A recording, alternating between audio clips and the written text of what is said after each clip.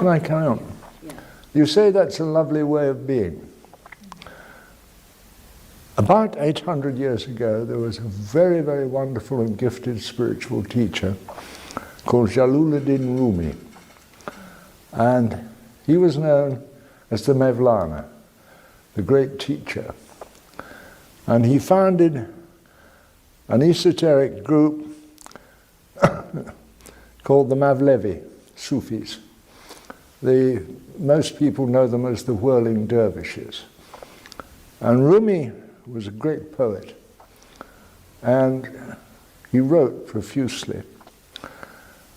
And he kept it simple. He said there is a pathway which is the foundation for all the great faiths, which pervades each one of them, rises above them and transcends them all. And that is the pathway of love. And he further went on to define that as the pathway of love, compassion, and service. Love and compassion are wonderful sentiments. But that's all they bloody well are, unless you use them as the motor for action. And the action is always in helping other people less fortunate than yourself. Martin Luther King summed it up 60 years ago when he accepted the Nobel Peace Prize. And he said, "We have learnt to fly in the air like birds. We have yet to learn to walk on the earth like brothers."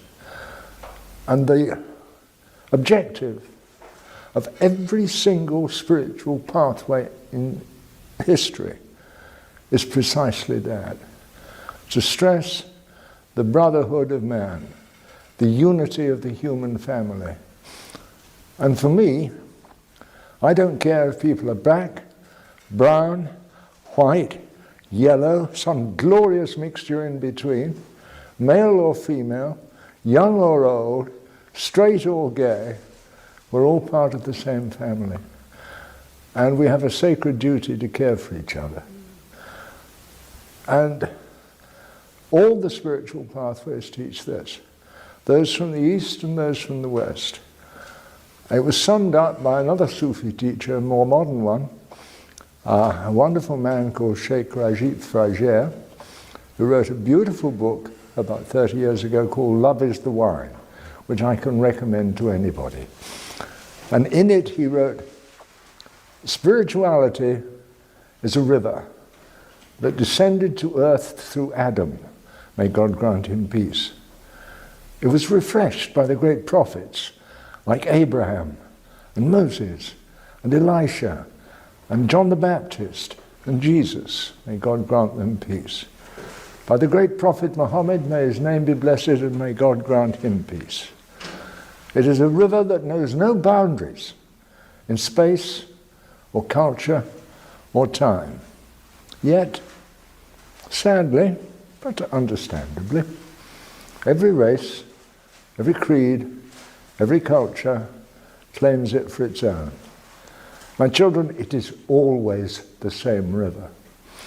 So it matters very little what spiritual path you follow, because you will follow one where you feel comfortable, where the terminology is familiar and the concepts are familiar. But you will be asked to develop and shown means to develop exactly the same qualities of life: humility and service and love.